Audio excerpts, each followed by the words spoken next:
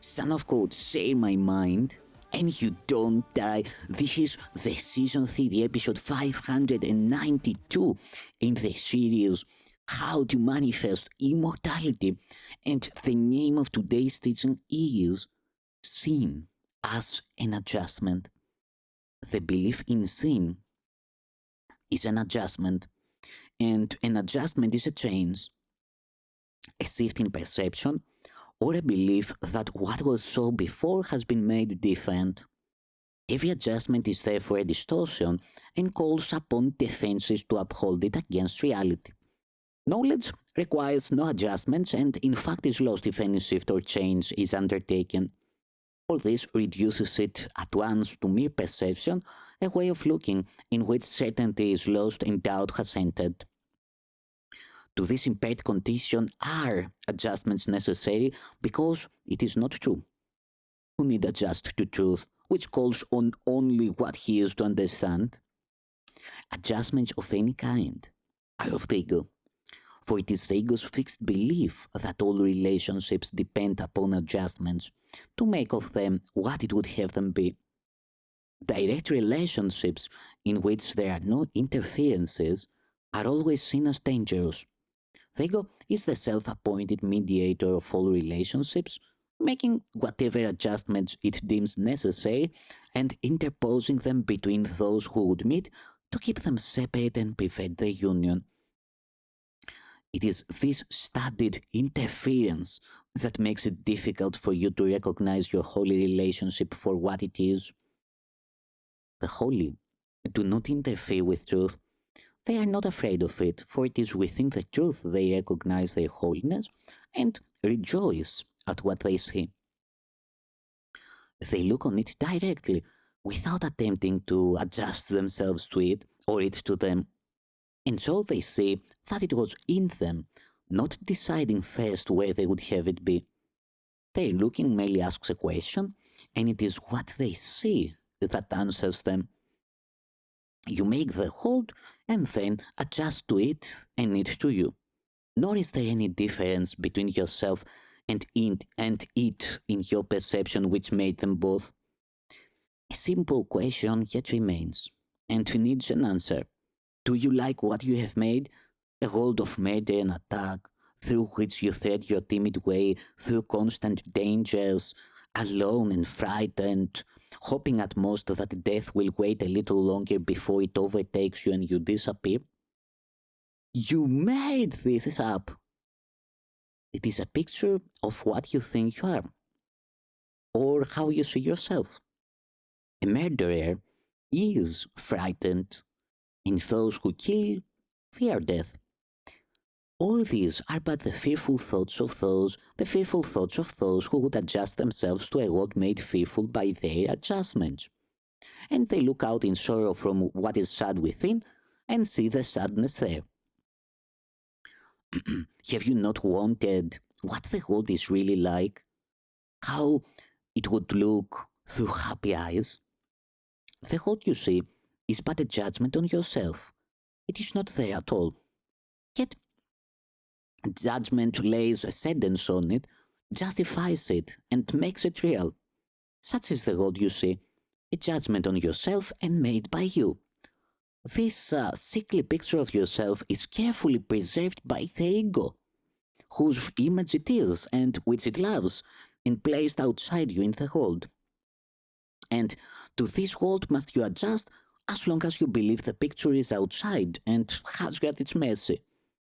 This world is merciless, and were it outside you, you should indeed be fearful, yet it was you who made it merciless, and now, if mercilessness seems to look back at you, it can be corrected. Who in a holy relationship can long remain unholy?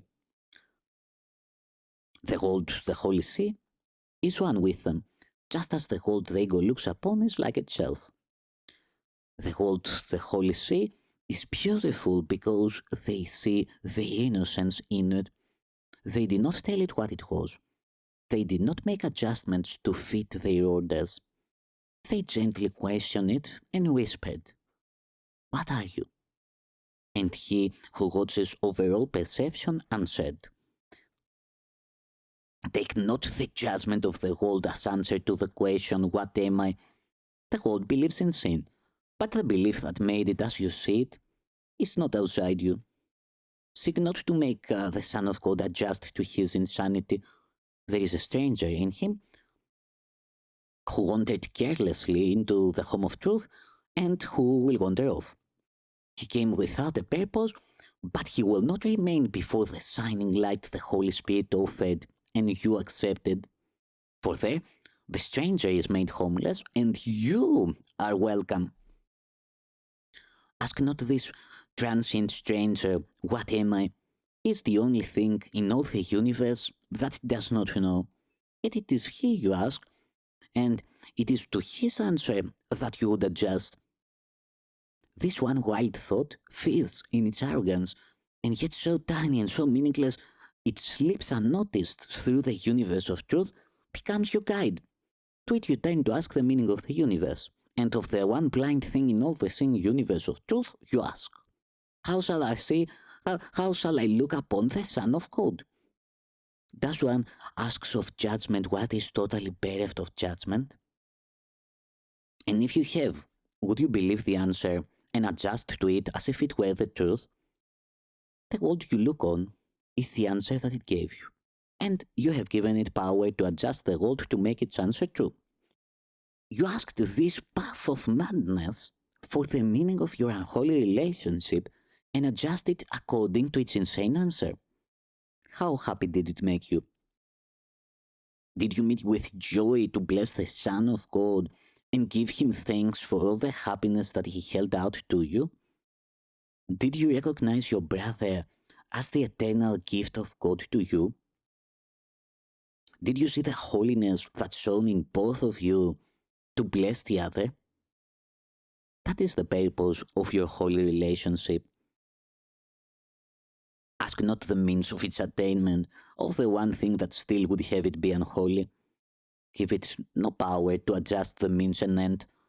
Prisoners, bound with heavy chains for years, starved and emaciated, weak and exhausted, and with eyes so long cast down in darkness they remember not the light, do not leap up in joy the instant they are made free. It takes a while for them to understand what freedom is. You groped but feebly in the dust and found your brother's hand, uncertain whether to let it go or to take hold on life so long forgotten. Strengthen your hold and raise your eyes unto your strong companion, in whom the meaning of your freedom lies. He seemed to be crucified beside you, and yet his holiness remained untouched and perfect, and with him beside you, you shall this day enter with him to paradise and know the peace of God. Such is my will for you, and for each of you, for one another and for himself. Here there is only holiness and joining without limit. For what is heaven but union, direct and perfect, and without the veil of fear upon it? Here we are one, here are we one, looking with perfect gentleness upon each other and on ourselves. Here, all thoughts of any separation between us become impossible. You, who were prisoners in separation, are now made free in paradise. And here would I unite with you, my friends, my brothers, and myself. Your gift unto your brother has given me the certainty our union will be soon. Say then this faith with me, and know that it is justified. There is no fear in perfect love, because it knows no sin, and it must look on others as on itself. Looking with charity within, what can it fear without? The innocent see safety, and the pure in heart see God within his Son, and look unto the Son to lead them to the Father. And where else would they go but where they will to be? Each of you now will lead the other to the Father, as surely as God created his Son holy and kept him so.